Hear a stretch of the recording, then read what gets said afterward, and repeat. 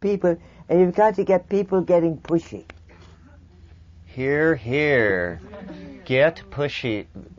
We've been polite too long.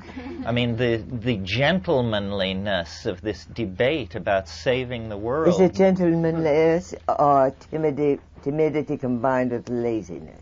Timidity, gutlessness, cupidity, ignorance, momentum, all those good values. Well, why don't we break for lunch and come back to this at 1:30? Thank you very much. Thank you. This is a wrap-up session.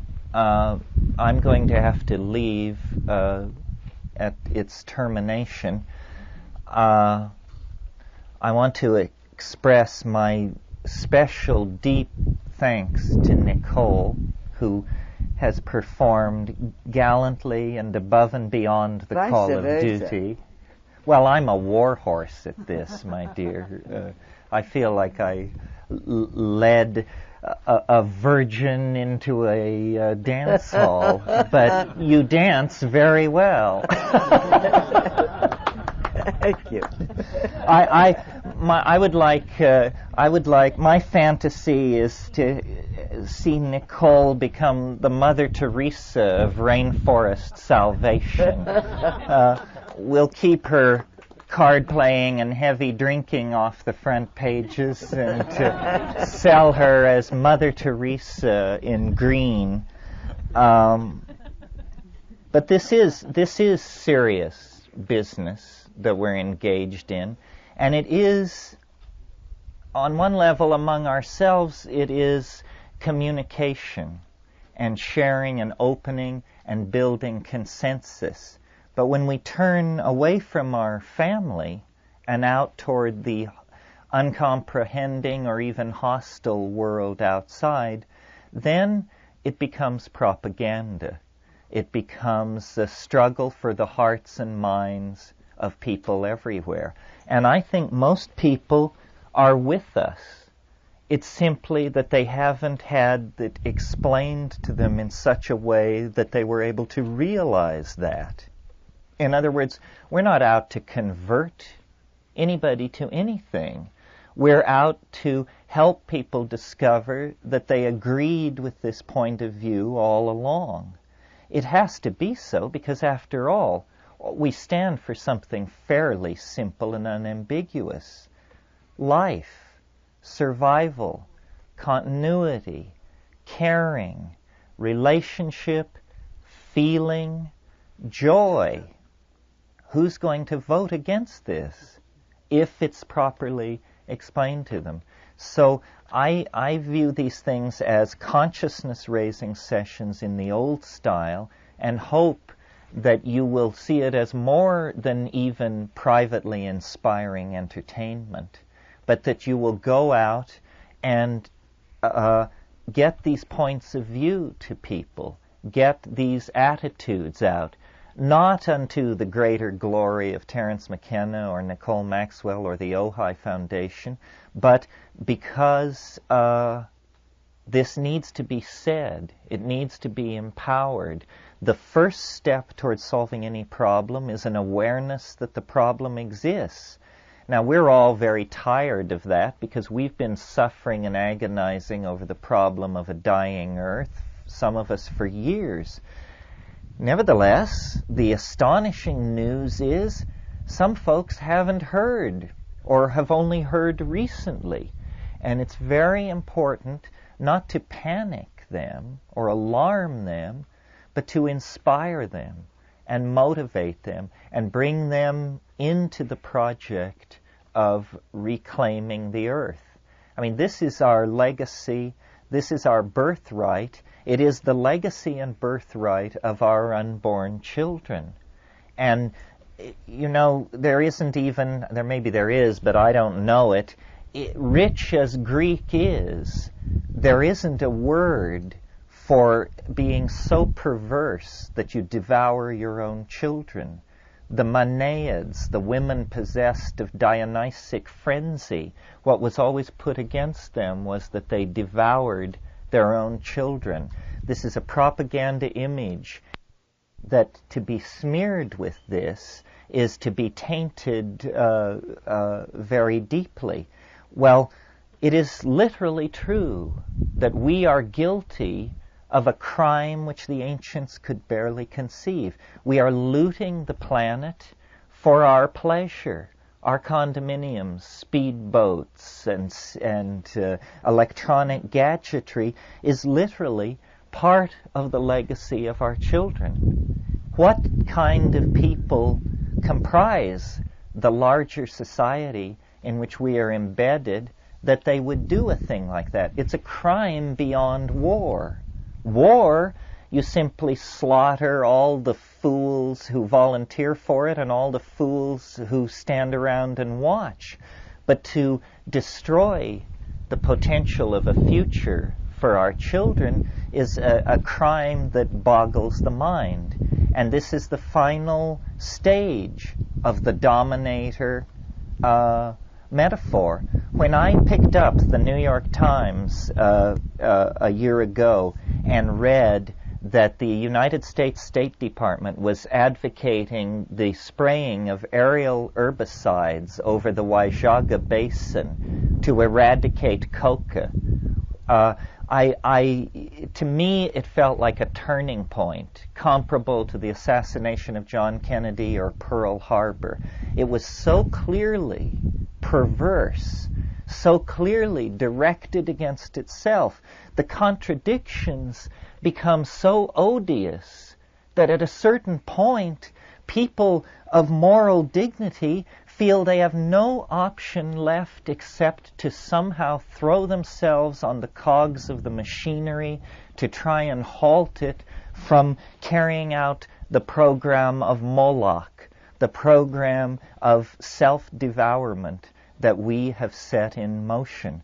Now, if ever there was a moment to talk to your neighbors, clarify your own thinking, support organizations that are trying to make a difference, now is the time. And we can make a difference. And I know you have heard that, and it's a cliche, and there's a tendency not to believe it.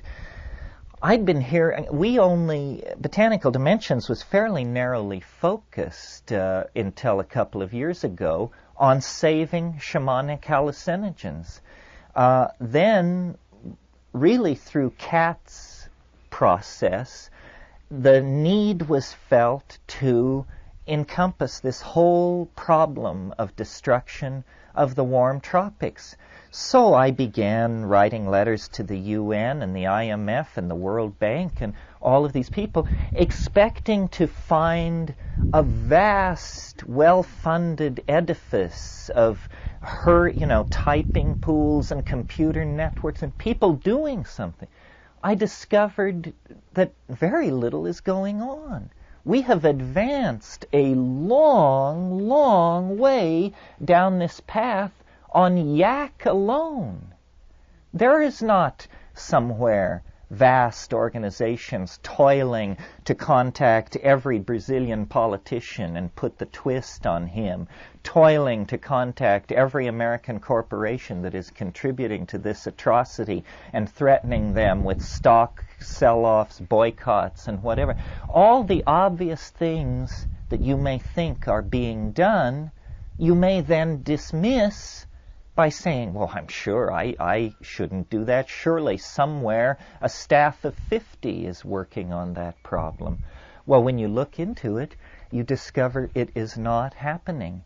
If any one of you has moderate or great wealth and have decided not to pitch in with saving the rainforest because you think a lot of people are working in that field already, forget it. The number of people waving their arms about it is legion. The number of people who are actually attempting to halt it is countable on the fingers of two hands. So, and every issue, I think, is like this. The gas weapons, the fight against formula over breastfeeding, all of these organizations piddle along on peanuts, absolute peanuts. If someone were to give me or the Ojai Foundation $1 million and say, do your good work, word would get out of the phenomenal generosity of this person. Imagine $1 million. Did you know that the standard issue Air Force fighter plane costs $120 million? One. And they line these things up on the runways of various airfields 120 deep. We are completely paralyzed or unable to perceive the disparity in the way the money is spent. If someone were to give, or had even the power to give, because private wealth is not like governmental wealth. If you're a private person and you control a fortune of $500 million, you are among the 1,000 richest people in the world. If you're a government with a budget of $500 million, you have your hand in everybody's pocket around the world because you're a beggar. If someone were to give to the New Age the price of one fighter plane, and half the governments in the world have dozens of these things, that $120 million would write a ticket to rebirth for every center in the state.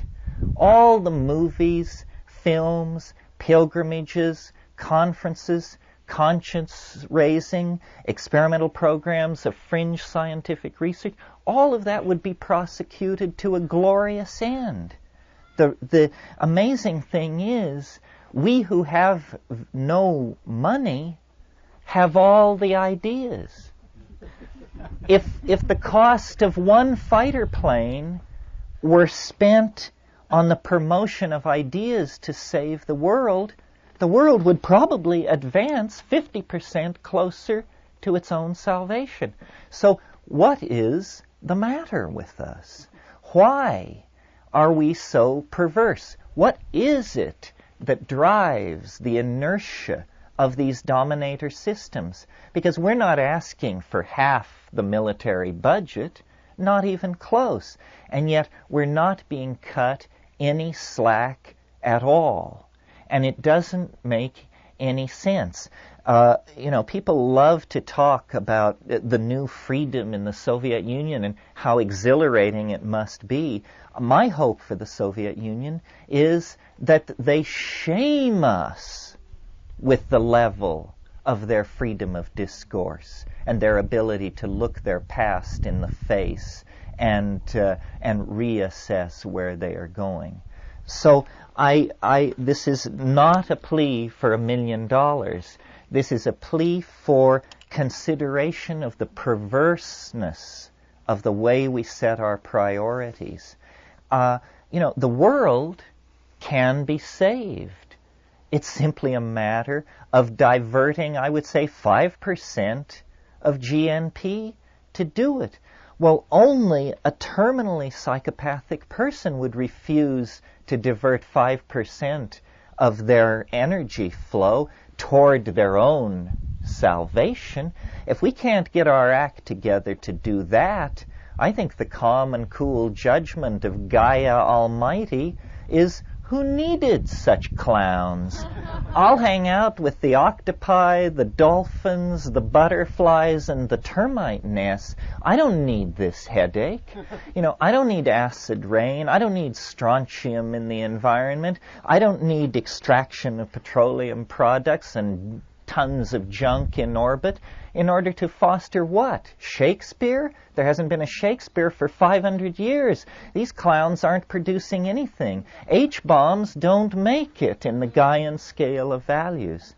So the point here is tremendously perverse misdirection of resources, a tremendous patience with institutions that have proven that they are either ineffective or actually the enemy. Institutions like the Brazilian government large pharmaceutical companies, capitalism, so forth and so on. Why are we so patient when our world, our children's world, the world of all future life on earth hangs in the balance? I think that the time is really coming when people are going to have to stand up and be counted. And I hope when you will leave here this afternoon that you will feel that our group experience has given you permission to come out of the environmental closet, the psychedelic closet, the caring for the fate of the human family closet, because all of these things are either dismissed as perverse, dangerous, or airheaded. And obviously, they are not. This is the most serious business that we could be about. This is what we were born to do. It must be, because if this is not what we were born to do, then what we were born to do is witness the death of the only living world we know. And I, for one, am not ready to stand mute witness to that kind of an atrocity.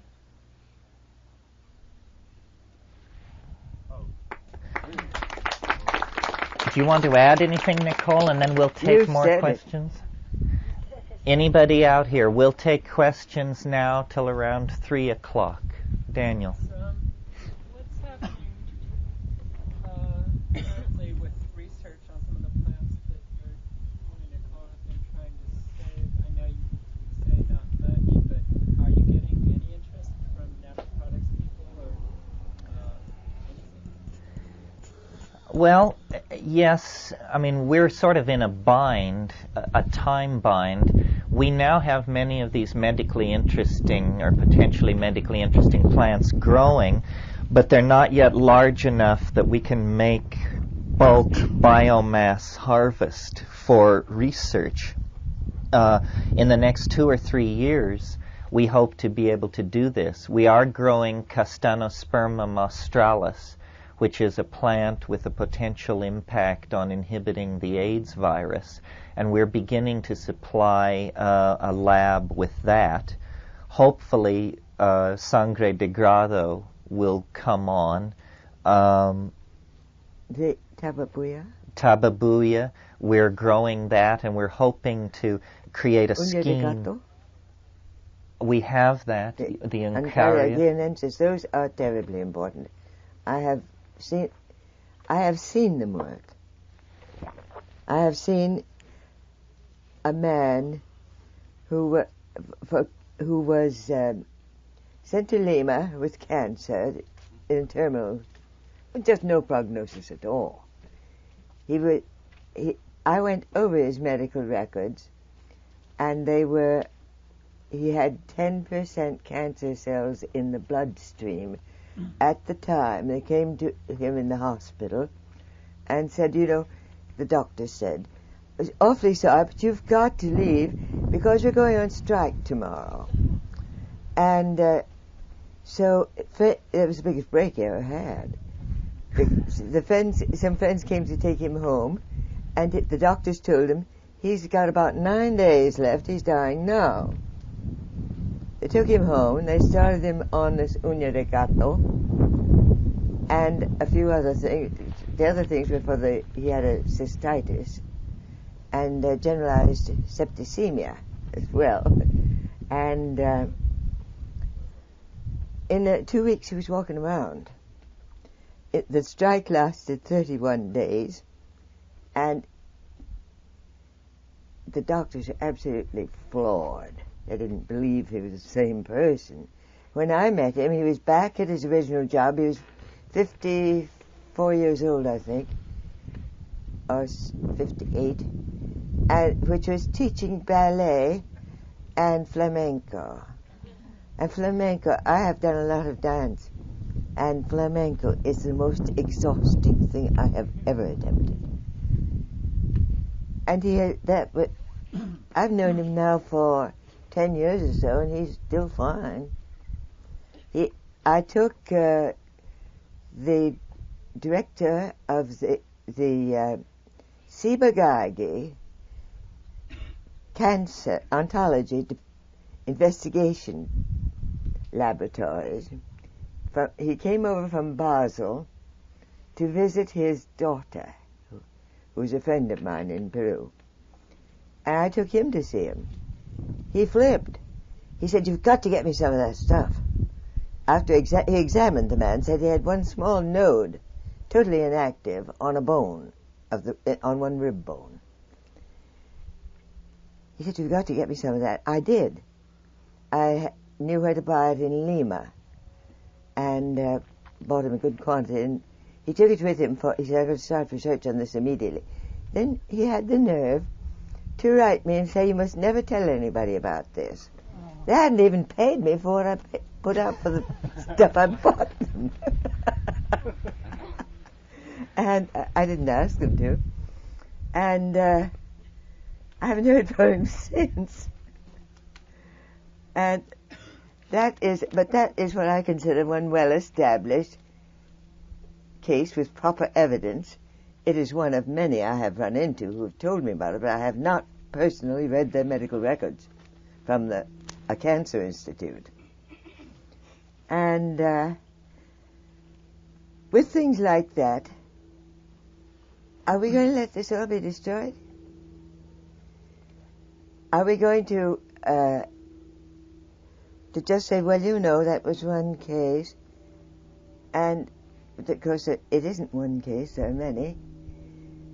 Aren't we going to insist on some real investigation in a public way so that everybody knows what happens, and the results are not kept privately for one organization? That's murdering people. Because to keep that information secret, I think, would be a sort of mass murder.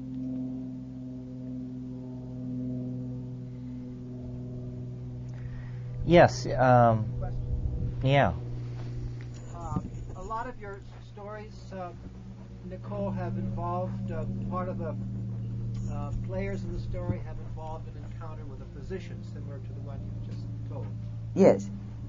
And many of the stories make the physicians look muddle-headed. No, not necessarily. They are muddle-headed. What physicians? Perhaps that's the answer to my question. It's not the physicians. The question is, are there physicians in or around the jungle that are allies of your point of view? There are a few. There are more and more coming in to do research on it. Not so much in this country. Germany. I have just been over there at the invitation of an institute that was founded by the wife of the president, he was president until 1984. And she is an MD. They have now 44,000 members. They are testing things like that. In Germany, you can buy all these things, you see. They're offered to the general public, and physicians supervise their use in many cases. Why can't we? Why does it have to be kept secret? What's your notion? What's the answer? Why is it being... The answer is to get people saying, "That stuff's there, we want to see it researched." Why isn't somebody doing some clinical investigation? And you say European... You're in Rome. Dr. I have his name written down somewhere. I brought with me his name. There's a man at the University of Rome who's working on this, and he's doing some very interesting work. I think it was he that established the low toxicity of Uña de Gato, and which was, he found it to achieve any semblance of a toxic effect, they had to give more than 1 gram per kilo body weight of concentrated extract. That's kind of a high dose. And but this country, no. a good example or a good case that shows how all this works is the AIDS problem, which as soon as it was identified and they knew what they had on their hands, they took two directions. Some of these big pharmaceutical companies, it's called rational drug design, where you know what you want this molecule to do and you design it. What I understand by jihad is he's saying people who don't agree with us can convert or go under the sword. I haven't reached the end of my rope to that degree yet, but I do think politics as usual, even revolutionary politics as usual, is not enough. There has to be an almost religious intensity to this. I think we'd have a religious intensity if we were personally struggling to save ourselves from drowning or to escape from a burning building, and we are drowning and we are in a burning building. So I think we need to rise to that level of adrenal focus and single-minded intensity. And to my mind, what this means downstream, not now, but downstream, is a psychedelic religious option. I mean, I hate the word church. It will not pass my lips in an affirmative mode. But a psychedelic community where the periphery is political interaction with the rest of society, but the centerpiece has to be the boundary-dissolving sense of communal collectivity and common caring that typified tribal peoples in the archaic time. There's no other way out. Maybe this way won't work. It won't work unless we try it. But I don't see anybody with an alternative plan. Most plans to solve some problem are directed at some fairly short-term problem. But I think we need to think about the next 500 years, and in a slightly less intense mode, the next 1,000 years. I mean, what are we to make of ourselves? Whither mankind? Are we to be ultimately viewed as a cosmic accident, the perils of unfocused intelligence, or can we reflect the inner dream, the inner image of wholeness that inspires us and makes us more than animals and raises us up as a simulacrum of the goddess? That's what I would hope for. And thought, cognition, planning, caring, emotion, communication, intentionality, focus, and authenticity are the domains that we have to be in order to carry this off. You wanted challenge? Some of you have made fortunes. That was no challenge. You wanted a challenge?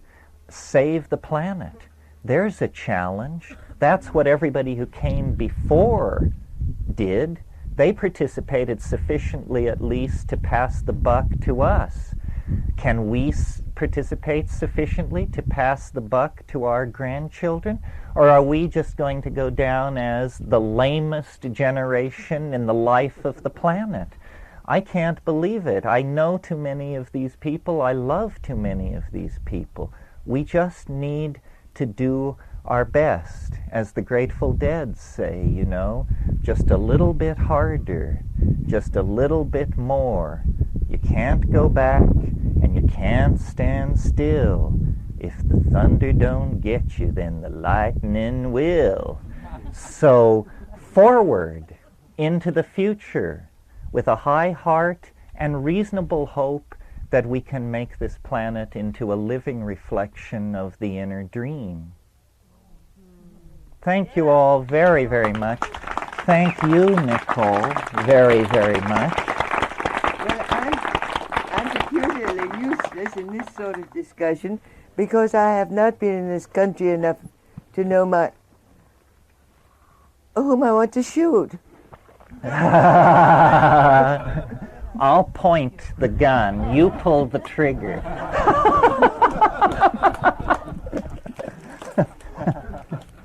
I don't know the tactics nor the people to approach. That hasn't been my business. I'm a retriever. Well, and you're a wonderful icon. God forbid that any of us should ever be nothing more than an icon, but it's a throwaway. But that implies a totally motionless object. An icon? Well, you pose as an icon. It's just a part-time job.